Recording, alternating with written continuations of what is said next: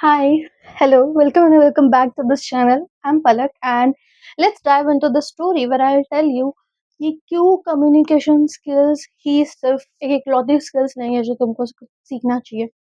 Okay, तो पहली चीज ये है कि तुमको प्लॉट समझना पड़ेगा। This particular plot is from a institution जहाँ पे रेगुलरली एनुअली इलेक्शंस होते हैं, ठीक है, and based on the performance लोगों को सिलेक्ट किया जाता है। अब मैं इधर 2 साल से हूँ, ठीक है, एंड मेरी फ्रेंड जो है वो भी है, तो हम दोनों थे। एंड इस पर्टिकुलर इलेक्शन में द थिंग वाज कि पिछले साल हम सब ना जस्ट जॉइन हुए थे, तो हम सबको पता नहीं था कि कैसी चीज़ें होती है, तो हम लोग सब काइंड ऑफ इलेक्शन के टाइम पे क्लूलेस ही थे एंड हमको कुछ इतना पता भी नहीं था। ये साल हमको पता हो गया है कि कैसे क्या-क्या चीज़ वर्क करती है। तो 2 कैरेक्टर्स है इसमें। एक बंदा है जो हद से ज़्यादा कॉन्फिडेंट है एंड इतना कि तुम उसको कहीं पे भी भेज दो, ठीक है? वो कहीं पे भी लाइक चला जाएगा, खड़ा हो जाएगा, उसको एम्बैरेसमेंट से डर नहीं होता। वो टर्म नहीं होता सोशल एंग्ज़ायटी, बंदे को तो है ही नहीं। किसी से भी कहीं भी चला जाएगा, कहीं पे भी तुम उसको बोलो कि एक्सक्यूज़ मी ये भी एक काम है, can you please do it? वो द कर देगा, ठीक है? और दूसरा बंदा ये है, जो है साइलेंट किलर। अब तुम पूछोगे कैसे? इट्स बिकॉज़ उसने एक ऐसी चीज़ की है जो मोस्ट ऑफ द लोग करना भूल जाते हैं, ठीक है? कम्युनिकेशन बोलते तो सब है बट करता बहुत कम लोग है, the real essence of communication. तो जो दूसरा बंदा है ना, वो ऐसा बंदा है जो साइलेंटली काम करेगा, ठीक है? ऐसा नहीं है कि उसके दोस्त नहीं या फिर ये नहीं, दोस्त है, ये सब है, बट वो हर जगह नहीं जाता था, ठीक है? कि अगर 10 चीज़ें हो रही है तो वो दसों के 10 में चला जाएगा, जैसे ये कैरेक्टर ए जाता था। और ये जो कैरेक्टर बी है, वो हर जगह नहीं जाता था। कैरेक्टर बी सिर्फ़ सिलेक्टिव जगह पे जाता था, जहाँ पे पता है उसको कि वहाँ पे वो एक्सेल कर सकता है।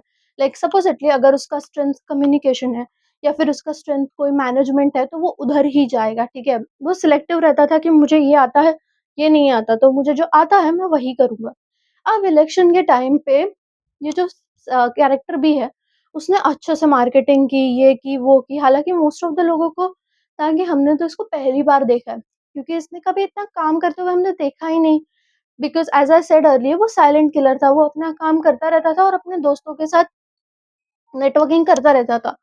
अब I am in the election का, ठीक है? सबने अपनी-अपनी मार्केटिंग कर ली, ये कर ली, वो कर ली। अब मेरे और मेरे दोस्त के दिमाग में था कि देखो कैरेक्टर ए ने इतना सब काम किया है, वो हर जगह है, ये सब है, वो सब है, तो आई गेस टफ कॉम्पिटिशन होगा।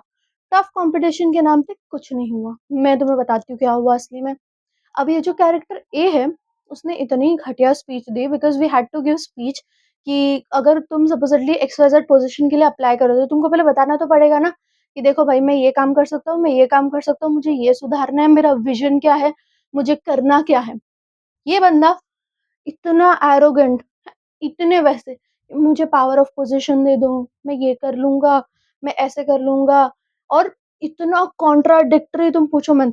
स्टार्टिंग ऑफ द स्पीच में बोल रहा था कि I do not need power, I do not need authority, but ending of the speech में आते-आते बोल रहा है, "you just give me power, I will give you anything you want" etcetera, etcetera, without any data, without anything which can be improved. Like supposedly कोई organisation है, अगर तुम्हें उसकी हायर पोस्ट में जाना पड़ेगा तो तुम डेटा तो एनालाइज़ करोगे ना कि पिछली बार के जो लोग हैं वो क्या-क्या सुधार नहीं पाए।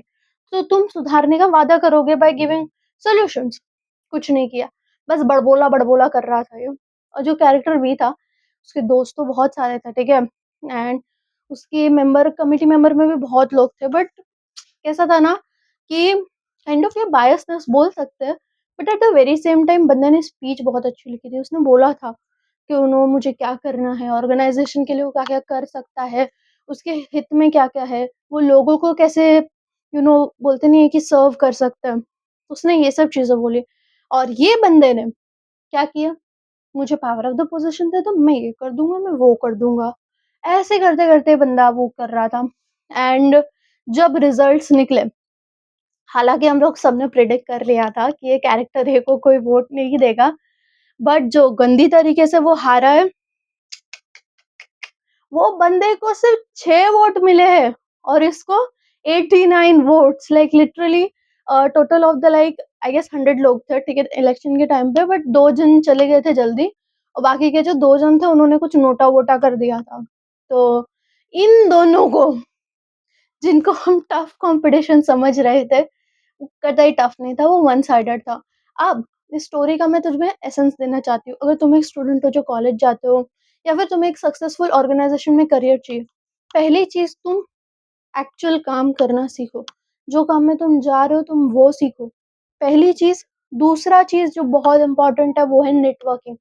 हर जगह जाना, हर जगह कुछ ना कुछ करते रहना doesn't mean you are networking. Having a certain set of people जो तुम्हारे लिए खड़े रहे, तुमको सपोर्ट करे, is networking, not knowing every god damn other person. ठीक है, नेटवर्किंग का बहुत गलत डिफरेंस लोग बनाते हैं।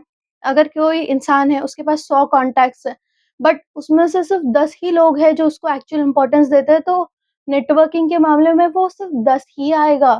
बट कोई इंसान है जिसके पास सिर्फ 5 लोग हैं बट वो 5 लोग उसको ट्रूली हेल्प करना चाहते हैं, उसको ट्रूली सपोर्ट करना चाहते हैं, तो that's networking. Okay, so that's it for today's video. Bye.